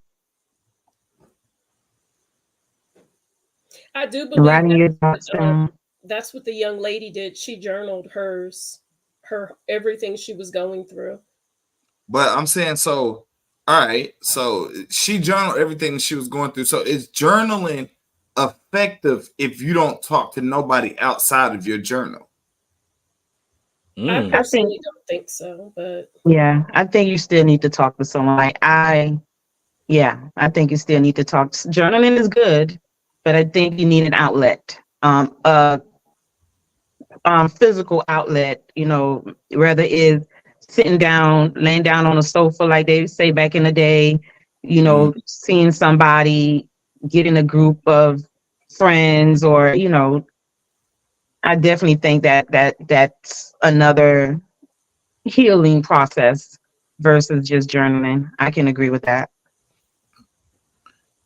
Yeah, because I mean, I felt like, journaling is definitely good, but just like the young lady, she journaled so much that they wrote a book out of it, right? But to everybody else outside that journal, she went through the SWS. She put on the mask, she put on the front. She like they said in the description. Remember what they said about it? They said she was the person that was always happy. Happy. Mm-hmm. And that's why that's why I always stress on every show that we have concerning mental health, whether it be men or women. I always say my main thing is check on the person that smiles the most. Mm-hmm. Because my pain, a lot of my pain, I laughed away. You know what I'm saying? Like, especially losing my mom when I was 14. I leaned on being a class clown after that. Either I was cracking jokes or I was fighting. And to me, cracking jokes brought me more joy because when I fought, I ended up at home, on punishment, doing chores and shit during the day. You know what I mean? Not being able to do what the fuck I wanted to do. And there was nobody to tell jokes to at home by your motherfucking self. Like, you couldn't be a class clown to your damn self sitting at the crib after you got into a fight and got suspended for a week. So it's just like, I was like, all right, I'm gonna be the funny dude. Everybody already know I can fight. I'm gonna just transfer my pain into jokes. I'm gonna start ragging on people. Like, people used to talk about us because I ain't always had the best stuff. So you know what I'm saying? When people used to get like Air Force Ones and shit, I used to get felines before felines was hot. And I used to I would do shit like go find the receipt in my grandma little bag, and I would skip school and go to the mall. I would go to Washington Square Mall or Eastgate. That's how old it is. Eastgate was a mall that closed down in Indianapolis. But I would I would go back to the mall and swap it out for something like some K-Swiss Classics or something. Something that wouldn't raise no eyebrow. I could be like, yeah, I traded with my friend at school type shit. You know what I'm saying? Like, and I would take them bitches back because, like, you know what I'm saying? It would cause a rat. Like, niggas be like, who the fuck is wearing feline, bro? You know what I'm saying? But I had bad as hell, Skeet. Yeah. I was bad as shit. Like, I was bad as shit in school, man. Like, but I had to start, like, first off, I already had tough skin because, like, I grew up around a bunch of drug addicts. You know what I'm saying? And when you grow up around people that drink and smoke all day long and you hear the ignorant shit that come out their mouth and you transfer that to another kid's ear and they done heard some shit they ain't never heard before, you got the one up. It's like they might say shit, like they might go low, but then I'll go to hell. And then it'll be like, oh, why would you say that in front of the class? It's like, hey, he tried me. But like that was my get out. Like I would laugh. I would do a lot of smiling to cover my pain. And nobody would ever check on me because they always used to be like, hey, you know what I'm saying? They would be like, Larry, shoot, Larry, ain't nothing ever wrong with him. He always on go. You know what I'm saying? But I was on go because I didn't have no other coping mechanism that was helping me mentally. And when my mama died, nobody was like, why did you start fighting? Why are you doing this? Well, nobody asked why. It was just like, put that nigga out. You know what I'm saying? I got put out when I was like 16. So it was just like, kick the nigga out. It wasn't no figuring out the issue. It wasn't no nothing. Nobody really tried to understand. And I think that goes back to what I said in part one of us having to realize that kids have feelings and emotions too. Yeah. Kids are people too. So, like you said, no one tried to take the time to ask why. It was just, oh, I just don't want to deal with it. Yeah, So that's why raising my kids, I always, to this day, I allow my kids to speak their mind. I have an open door policy with my kids. You know, they need a break, they're going to get a break. They need some mental health, they're going to get that. And a lot of, I feel like me and my sister talk about this all the time. And I always say, I raise my kids how I want to raise my kids, because I know how it was growing up being under the iron fist of a preacher. And our only outlet was church. I had to change that and break that generational curse from my children and allow them to have a voice, because we didn't have a voice. It was what my dad said and how it was, and that's how our house was governed. So growing up, when I started having children, I realized, you know, these kids got a voice too. They have a mind. You know, we have to allow them to speak their minds, because you never know what your child is going through. Facts. Well, hold on. Let's park right there.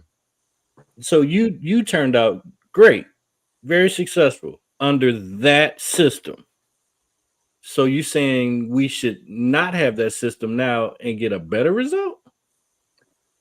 I mean, I turned out pretty good, but I still have a past. There were things that happened in my past to get me to this point. So I won't say the ladder wasn't always straight. You know what I mean? So the end result, as you see now, you see me, but I have a past, and there are things that happened in my past that got me to where I am today. And I'd be damned if my children will experience what I experienced. Well, So I had say to change that. If you can go back with your father, you know, despite whether he were a pastor or not, basically what I'm hearing is his way or the highway. What would have been different about how he did it that you would like? You know what I'm saying? You wanted to get your father input on your life when you didn't know shit. So I think what he's trying to say is, if you were to go back and you was able to change one thing different that he did while raising you, what would it be? And do you think that it would have a different impact on where you are today? I think one of the things I would have changed with my father being there, he was in the home, but he wasn't in the home. Like everything was church based. So I grew up disliking the church members and not wanting to be around them, because everything we did involved the church. We had a family vacation, the church was involved. We did this, the church was involved. He lived and died. He lived and breathed at that church. And he paid the bills. We lived in nice homes, always had the nicest things, but he wasn't physically there for my sister and myself. And he definitely wasn't there for my brothers. So he was in the home, but he wasn't in the home, so to say. So that had me grow up with daddy issues, you know, and when he was around, it was more the iron fist. This is how it's going to go. We're going to go to church every day. We're going to do this. We're going to do that. If we wanted to do a family vacation, it was like, oh yeah, he'll stand up in the pulpit and invite the whole damn church.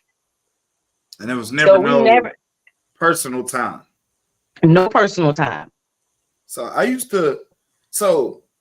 everybody's heard of the stigma, and I mapped it out in my brain once I got grown, and now that I'm listening to you, it all comes full circle.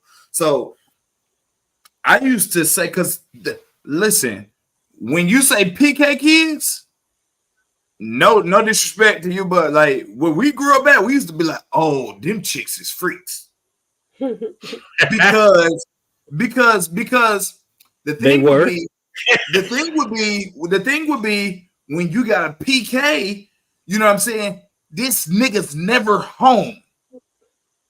So whatever the kids are doing, he don't really know about it because he's always at the church, or he's always doing mission work, or he's always, so basically you married, but you low key in a single parent household.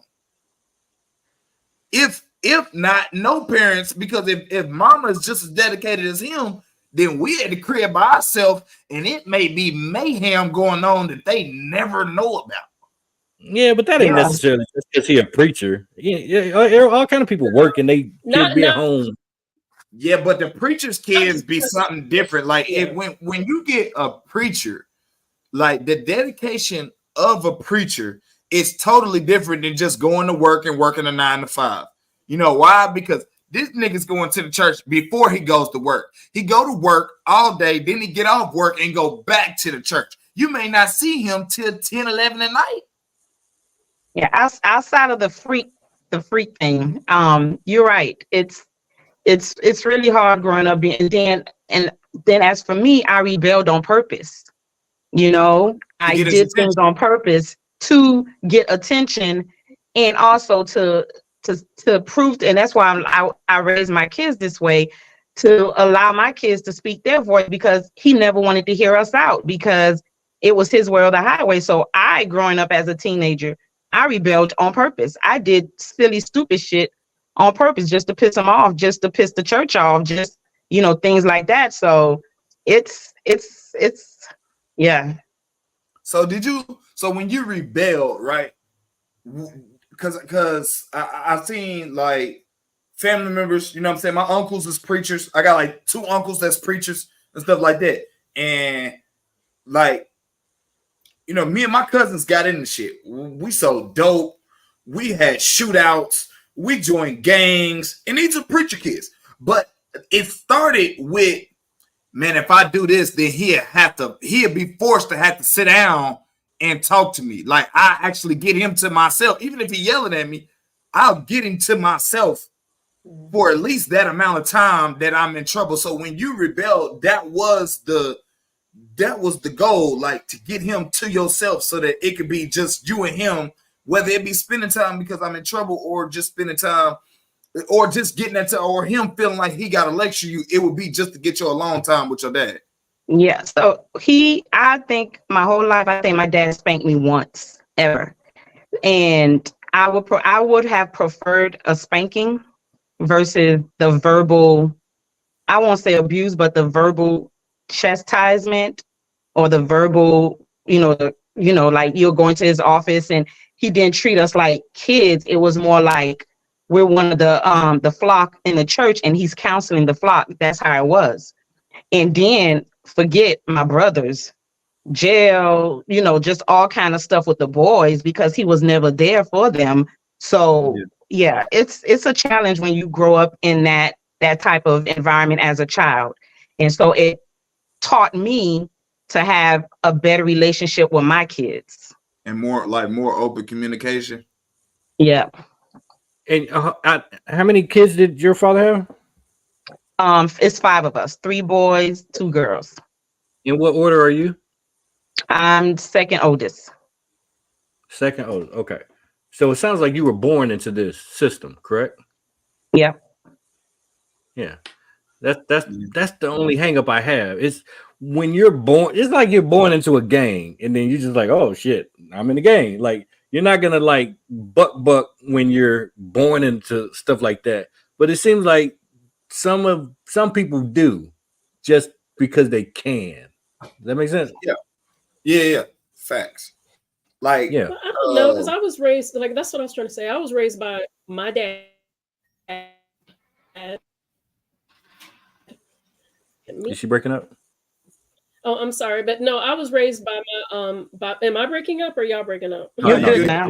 You're good now. But I was raised by my dad, and I'll say, it started out in the hood, got a little better, but I will feel, I don't know, like for me growing up, it was like, I will say the being in between, because I was different. I looked different, like, let me say when I was living in Massachusetts, I wasn't white enough. Even though I looked like them, I wasn't white, I was Black. So I got called, from the N-word to pubic hair to, I can go, they didn't know what to call me. So, but I got called every name.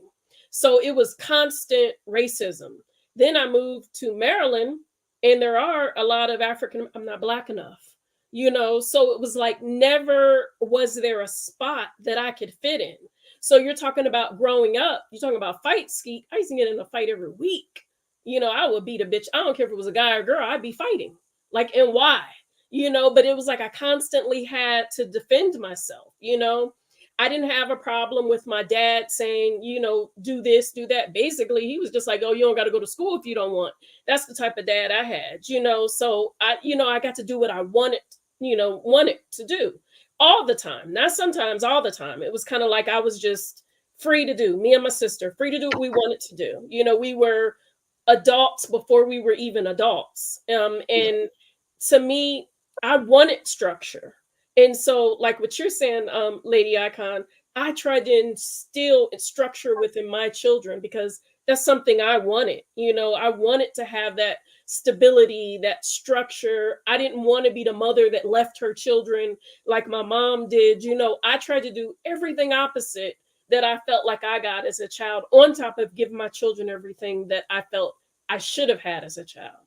So I don't think it's just, you know, I think it's just kind of like parents, like, and then my children, you know, as they are becoming adults now, I can see some of what I passed on to them, you know, but I'm hoping they'll even be better than me, you know, and that's how I look at it. Like that.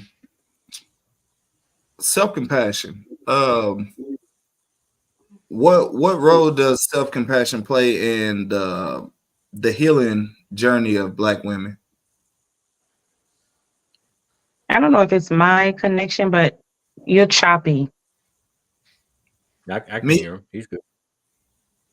Did he freeze? No, he's fine on my end. No. Oh, it's me then. Did y'all hear the question though? Did you hear the question, Lady Icon? Can you repeat that for me?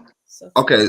Self-compassion. What role does self-compassion play in the healing journey of Black women?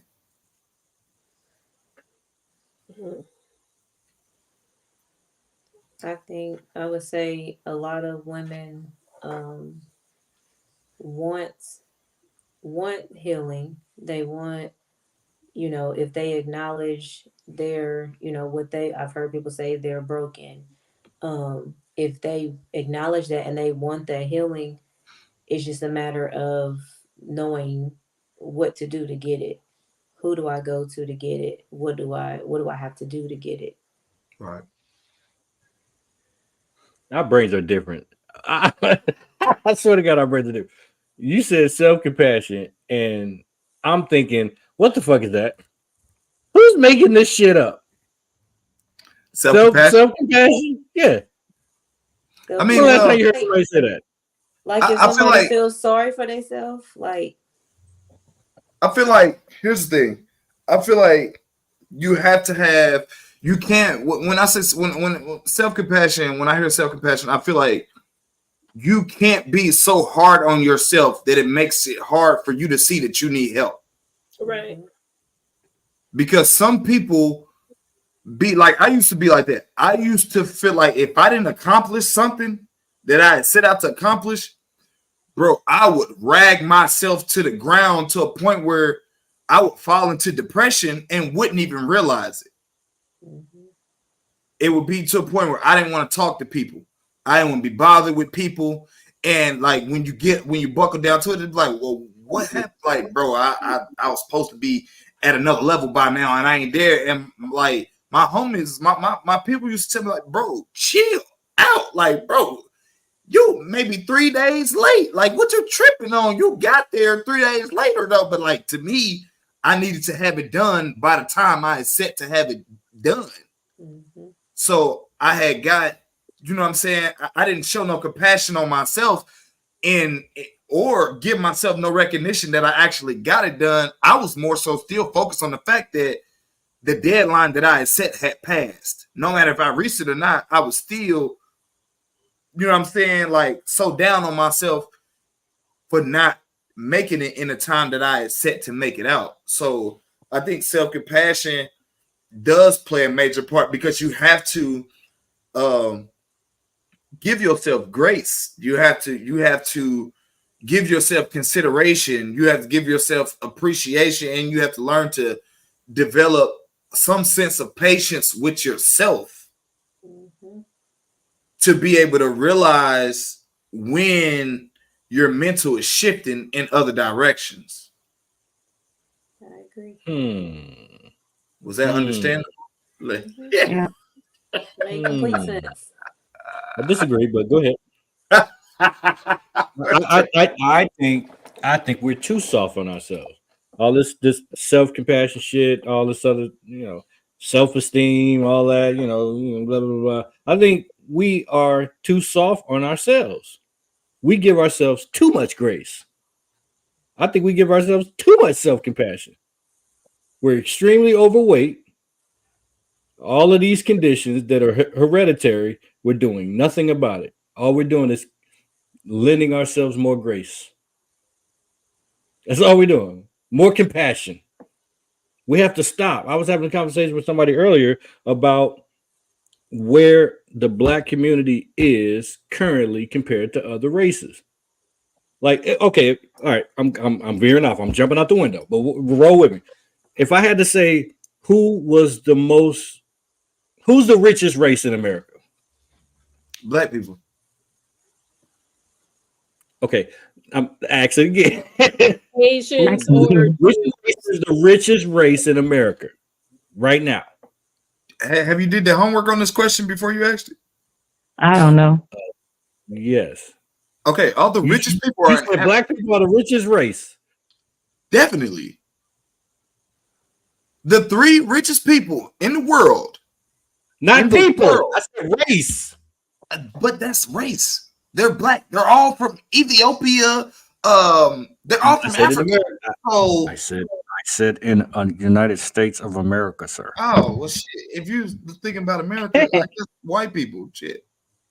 No, Jews. It's not white people. It's not white people. Okay. Asians are the richest race. Yes. Asians. Said Yeah, that. I guess so. Because they got all the Asians are the richest race. They're doing. So you think about.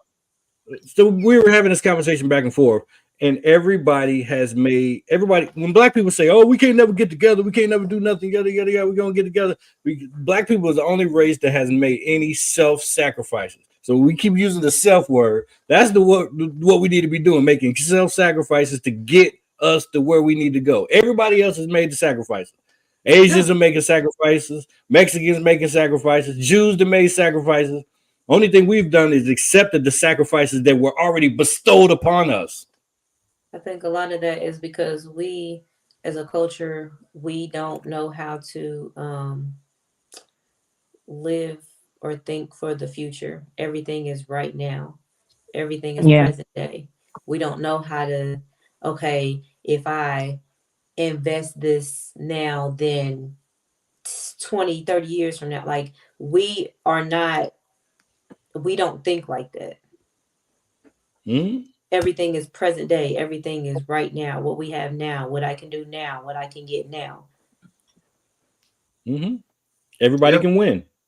Everybody can win. It's quick and to go back to what we touched on earlier, it's comparisons. Nobody wants to work together in our community, in our culture, for fear of the next person getting ahead of them.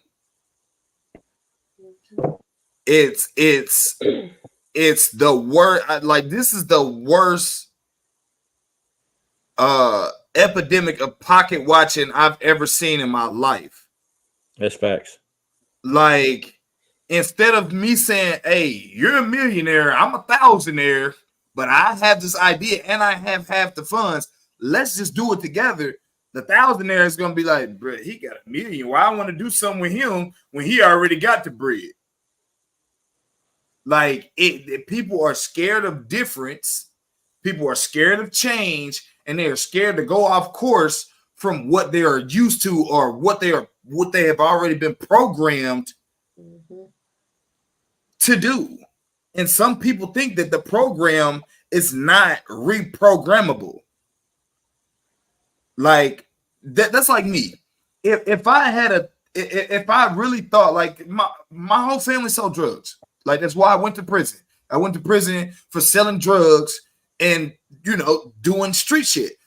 when I got out of prison, though, like being in prison, I'm not gonna say being in prison made me realize like it was another life. I always knew there was another life.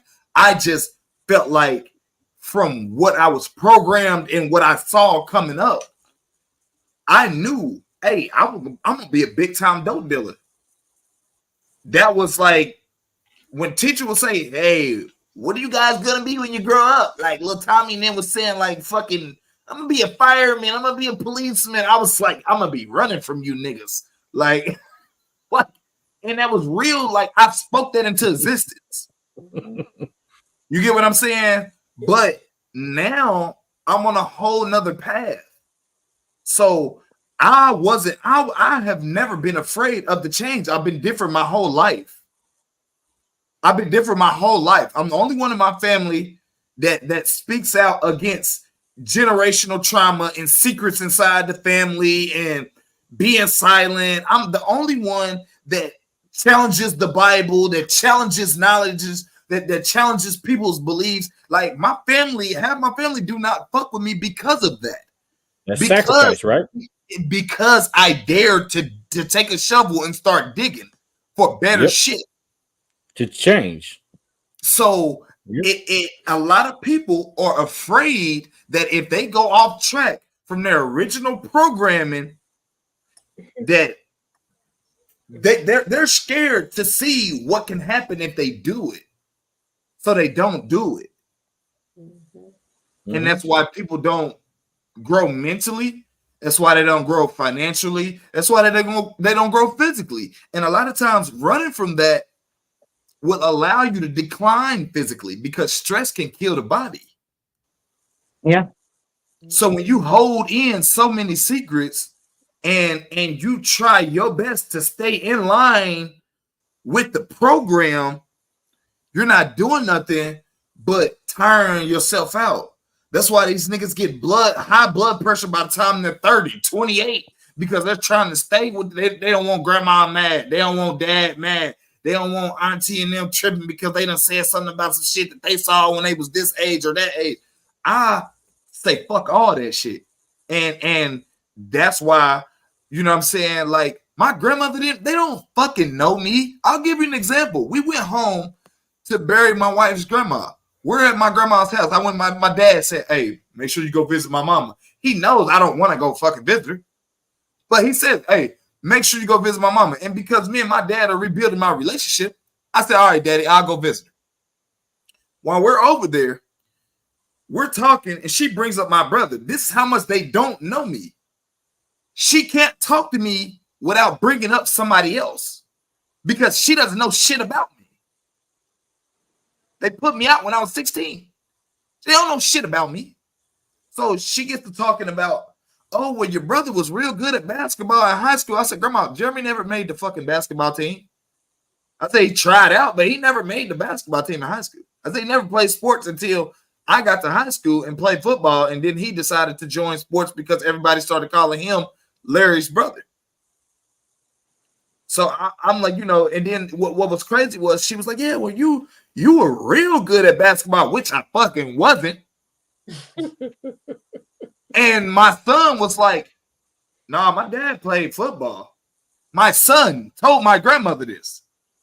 You see what I'm saying? Like, she doesn't know me. They don't know me on that side of the family. They don't fucking know me. They never cared to get to know me. They just knew that I was combative. I didn't fall in line with the stigma. So they kicked me the fuck out. And I've been surviving on my own ever since. But the fact that I had so Skeet, you as the adult now, you've already identified that that's an issue. Yeah. Why don't you fix it and give them the chance, or let them get to know you? My problem is when I give people the opportunity to get to know me, right? So to get to know me, first you have to realize what you did to me. So you're looking for forgiveness. So you still No. I'm looking for accountability. You sound a little angry. It sounds like it bears. Yeah. It weighs on me, and this is my way of getting it out, because they won't sit down and listen long enough without playing victim. I was a kid. How can I fucking do something to you as a kid? But see, hold on, right there. See, this is what I was trying to express earlier. If you try to unpack what's happening to him right now as mental health, it doesn't reach the antennas right. But if you unpack that, like his grandparents or his grandmother made him unhappy, that's a lot more unpackable to me. You understand what I'm saying? Because it's the root. It's the root. Yeah. In order to grow a tree, He's angry and he was unhappy. They made him angry back then, which is creating him currently to be unhappy about something. Okay, so I just want to. Okay, so let's wait a minute. Let's get back to like the topic. So before you go on what you're saying, I just want to let you know I talked about my mother who was schizophrenic, right? Yeah. If she was alive today, even though she left me on the porch, my grandmother's, you know, when I was young, me and my sisters, and didn't hear from her, you know, till I was an adult, I would automatically forgiven her. And I'm saying this. You don't know what your grandmother was going through. You don't know what she went through as a child. You don't know any of that because, again, you don't even really know her. Like she doesn't know you. And only thing that I'm trying to say is you could take this moment to be the bigger person, not for you, but for your children, and stop the gap. Stop it. Stop the cycle. Don't allow it to happen. You don't have to be their best friend. You don't have to do anything. But one thing I would have done, I would have taken the time to understand my mother more. I mentally have forgiven her even before then but you know, like I said, I didn't understand everything, but I forgave her. I wish I had the opportunity to have some type of relationship with her, to learn more about her, because she was a powerful woman until her mind took control of her. You don't know what abuse, and back then, especially in the Black community, what your grandmother went through. You don't know any of that. That's facts. That's facts. That's a good point. Because I'm currently my healing journey with my dad, and those, like exactly what you said. I'm glad he's still around today for me to make that happen, and I'm taking baby steps now to build or rebuild that relationship with him. But I totally agree with what you're saying, because they're still here. Make those steps. I'm currently on that journey myself right now as we speak. So, yeah, because they're not going to make it towards you. They're just not. And you'll be waiting and waiting and waiting and waiting. Like me and my father don't have the greatest relationship, but it has gotten better over the years because of me, not because of him. If I'd have held my breath, I would have died a long time ago for him to mend any relationship with me. But Mr. I don't think they have the mental competency to fix that. The older that you know, those baby boomers and on, it's that's not in them. And that's why I said we have it in their ways. Yes, like there's no changing. There's no changing how they're moving. And the thing about me is to answer or to, you know, feedback into what you were saying. I know my grandmother. That's part of who I am. Anybody that comes around me, I study them unconsciously. Like it's not a like a purposeful thing, but it's just something I've done since I was a kid. That's not what I mean. I'm saying you don't know her as a Black woman. No, I don't know her before I met her. No, that's all I'm saying. Yeah, I don't know her past traumas. You don't know if she went through any type of abuse. You don't know what she went through. That's all I'm trying to say. And I'm not saying she did. I'm just trying to say you don't know. Facts. That's facts. Yeah. And then you got to get the story. Like I asked my father recently, you know, a lot of why questions. Why did this happen? Finally, I'm in my 40s. I'm like, bro, what happened with this? And we just talked for hours. And and it was kind of shocking to hear the other side of the story finally. You know, so maybe some of the things you remember from your grandmother, it might not have been the case all the way through once you get both sides of the story. I think I developed a lot of resentment after I got into a fight with my father. Right? We got into a fist fight. because my father did a lot of drinking and drugging and shit like that, whatever. So one night we get into a fight because I had a girlfriend. I was like 20, 21, and I ended up moving back from Texas. And I asked my dad, because I wanted to get closer to my dad. I said, hey, Dad, can I stay at your crib for about 6 months until I get me a crib? He was like, yeah. I had a girlfriend at the time that wasn't my wife. So we were staying there. And one night he got drunk and he was like, hey, you need to kick in some more cash because you bringing this extra with you, da-da-da-da-da. And I'm like, bro. I'm like, you know what I'm saying? You tripping, bro. I don't really want to have this conversation while you drunk type shit. So long story short, we ended up getting into a fight. We get into a fight. And after that fight, I had told him, like, nigga, you ain't my daddy. Like, I don't fucking know you, nigga. Like, I had said some hurtful shit. Like, because his best friend, my Uncle Dwayne, basically helped raise me. Like, he was the only person that came to my football games. He used to make me lift weights in this garage. Like, he molded me. You know what I'm saying? So I had told my daddy in some hurtful shit, like, nigga, Uncle Dwayne is my daddy. You ain't my daddy. So that was before or after the fight? That was after the fight. That was after the fight. So you fought the nigga and then said you ain't my daddy. And Uncle Dwayne is my daddy. Yeah, pretty much. Yeah. Wow. These are facts. So I that broke him down mentally, and he started crying. And he told me, like, hey, Larry, I tried to come get y'all when I got out of jail, but my mama took y'all from me. He was like, she took y'all. She when I tried to come get y'all, she threatened to call the police on me and get me locked back up if I had came over to the house. And he spilled all of this shit down and detailed everything down to me. And from that point, I was like, the fuck?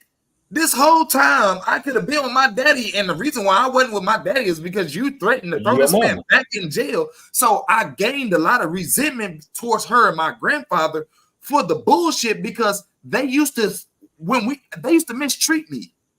They used to say shit like, "Oh, you're gonna be just like your daddy," but then they would praise my older brother, and then they would compare us to each other in our faces, like, "Why you ain't doing what Jeremy doing?" Like they would do like small manipulative shit like that would have me like ready to beat the fuck out my brother. Like, nigga, quit getting AIDS, bitch ass nigga. Like, damn, like, you know what I'm saying? Like, it would be shit like that you're not supposed to do to kids. You don't turn kids against each other. And they would compare me to my cousins. Oh, well, yeah, such and such, he's doing this. Why can't you perform at that level? Why can't you do this? And it caused me to like. I hear what you're saying, but again, I'm still trying to say is in their mind, they probably thought they were doing what's best for you. They probably thought they were protecting you. Yes, because you said out of your mouth, my dad was this, and that. So they thought what they were doing, this is what you're saying and how you're looking at it on the back end, but then they felt they were doing the best thing for you. Keeping you out of trouble, right? Yeah, but that's what they were thinking, like I agree with that way, or whatever. And there are things you didn't know, but at that time, at your age, you weren't supposed to know. You were a child. So they were in their mind acting on your behalf. And maybe it wasn't the right thing to do, or maybe it was. Maybe things could have been worse for you, if you were with your father. Yeah, maybe, but I don't know, man. It's a long laundry list of shit that happened after I got put out. You know what I'm saying? At 16, but like, you was bad than a motherfucker though, nigga. I ain't gonna lie. That's what yeah. I was horrible. Like, I was taking guns to school when no one knew about taking guns to school. You know what I'm saying? Like, but I was like already. I'm not gonna say prepared for that lifestyle, but I had already been in it. By the time I was 10 years old, I had been in 3 police raids.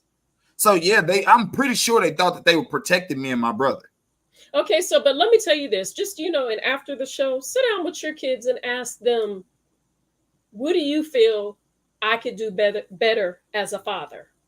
I'm quite sure your children are going to tell you things that they probably won't even say until they're adults, or maybe they could be angry at you or resentful for you for being locked up.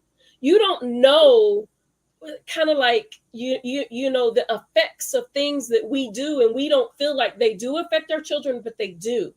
Oh But yeah, we yeah. think we're acting in, you know, the best interest of our children when we're doing them.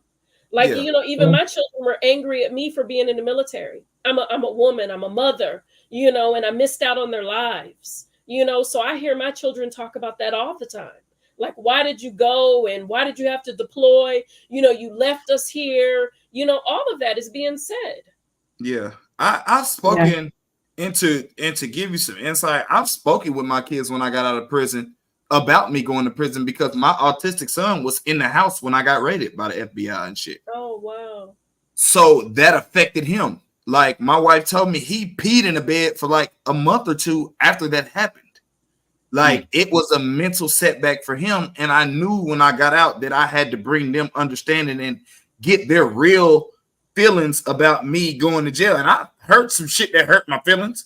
But at the same time, I was the big boy, and I needed to hear how they felt and how angry they were with seeing me in that position.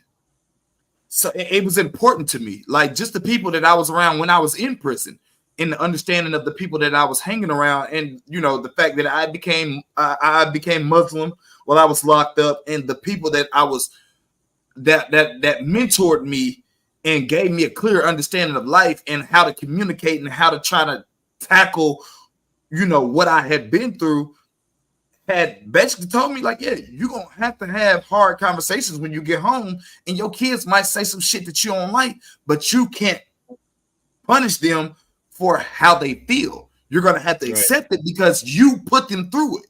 Nobody else. You know, it ain't like the police just decided to fuck with me. I made a conscious decision to sell drugs and to do gang activity that caused the attention of the police to launch an investigation. These are all decisions that happen based on these are my actions. So first I had to learn to cope with my own actions. I had to learn that it's me that did it. I could say all day, yeah, my co-defendant told, but if I had never been in that situation for a nigga to tell on me, I couldn't have been told on. You know what I'm saying? So I had to realize everything that happened to me stemmed from a decision that I made, a conscious decision that I purposely made, and everything that came with it behind that, I already knew it came with it. So it was like, did I want to take the gamble? In my mind, the way I was programmed, yes, we're taking the gamble. You know, would I take that now? Fuck no.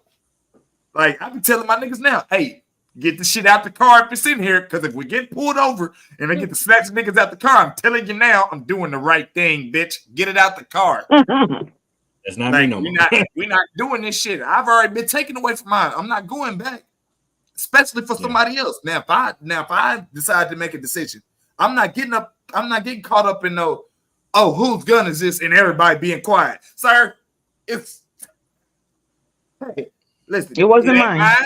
Like, it ain't mine. You know, I don't know whose name is on the fucking registration to the car, but you might want to talk to them. Like, it just ain't fucking happening.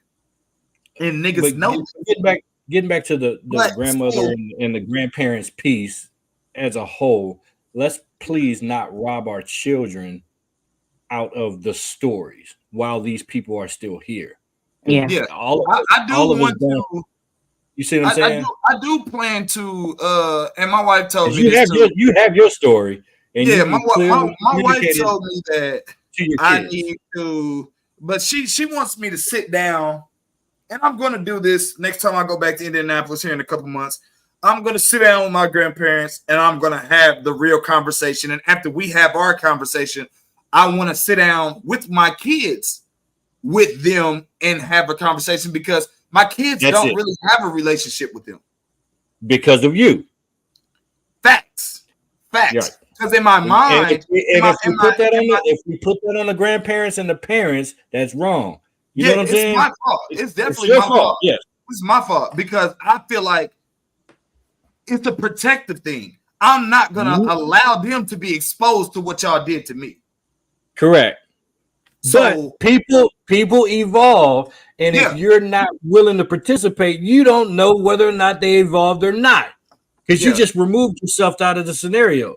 So like how Lady Icon's father, he may have evolved, but she may have been reserved. And, you know, you checked out of your grandmother's life. People change, man. Yeah. And people just get older. Yeah. And maybe they didn't even know how to raise you. Like they didn't know how to raise your dad, and they were just scared. You know, the thing is, you don't know what their mental state was. Exactly what it is. You don't They know they were wrong in whatever they did. They know they made you angry. They know they made you upset. They know it was a bad thing and whatever happened. And they're afraid that you're still mad. Yeah, and I think that's what it is.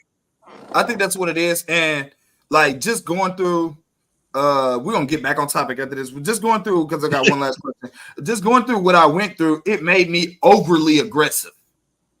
Just like in my regular conversation, I'm a super alpha male. You get what I'm saying? And that's because I had to sleep in empty apartments. You know what I mean? Abandoned cars, shit like that. And I still had to go to school. I still had to compete on a varsity level in football. Like it was a lot. Also, you lost your mother. So you look, your mind and psyche as a black man is looking for the mother lion or the mother cub. Or, you know what I'm saying? The mother bear. I was looking for somebody to show you me. You wanted that out of your grandmother. You wanted that out of your grandmother. She's next in command. Yeah, and I didn't get that, and I didn't get it. You didn't get that. I didn't understand it, so I rebelled against it. But there you go. So the finale question is, how can Black women create supportive communities and networks to uplift and empower each other in their mental health journeys? I think platforms such as this, you know, where you allow us to speak out loud and talk about things. I feel just like if I see either one of these ladies in person, you know, I could say something nice. I could, you know, or even if not, let's fix each other's crowns. It's just like you out in the public and you see somebody, they got a nice outfit, say it, you know, don't just stare, you know, that makes that person feel good about themselves, you know, whatever it is, you know, and you just pass the favor and hopefully they'll keep doing the same.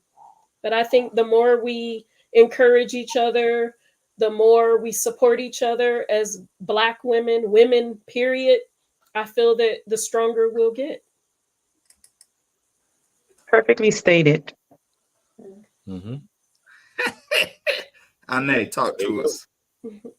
Absolutely agree. Just being the voice, being the go-to, being the initiator, because like I said, a lot of times we don't know how to ask for help. We don't know how to say something is wrong. So I would say if you see something, say something. If you see somebody struggling, if you see somebody look like they're having a bad day, you know, just, hey, how are you doing? You know, say something nice, give them a compliment, even if you don't know them. Like, you never know, like your words could be somebody's saving grace that day. You could save somebody's life who may be teetering on the edge, and you know, because you took the time to acknowledge them, that could make them feel like, oh, okay, you know, people do see me, you know, I do matter. So just being that voice, being that outlet, and just keep pushing the issue. Definitely. Lady Icon, talk to us. I mean, I agree with both ladies. They saying same thing I'm thinking. It's exactly the same thing. We just got to build, like you said, a better community of support. I mean, there's nothing else to say. They hit the nail. And I will tell you, in our community, in the car community, I will tell you that Tia is one of the biggest advocates for us ladies bonding together, as she started a chat group where we can all go and, you know, say good things. She's always putting things together for the ladies. And Lady Icon, I see you do stuff like that as well. So I'm just saying is whether you see it or not, it's already happening. Yeah. We just have to expand it a little more. Agreed. Any closing remarks, Mr. Lamar? Good conversation. Hopefully I wasn't too crazy this week. No. I tried to tone it down. You did good this week, my dog. I ain't gonna I'll be back on my bullshit later, but you know. Oh, I wasn't letting you do no bullshit with me on here. Now you can do that when I'm not on here, but I'm gonna get you because my mouth gonna get the. Yeah, but no, good conversation. I wanted to work the fathers in the household into the women's mental health a little bit more, but maybe future date we'll do that. Yeah, bet. I want to say this in closing, man. The change starts with you. If you cannot recognize things that you need to change within yourself, it's pointless to try to reach out and change somebody else. Because at the end of the day, there's always going to be a void that is unfixable if you do not fix yourself. If you need help, there are plenty of hotlines and there are plenty of places that you can go and talk to somebody. Health insurance covers therapy and things of that nature that will allow you somebody that is licensed and they sign oaths that will keep your secrets as long as you're not murdering people. That they are, bound to keeping the things that you are going through between you and them, as long as you're not trying to hurt yourself. And if you have thoughts of hurting yourself, you can always call the suicide hotline and things of that nature. Don't forget to like, share, subscribe, comment.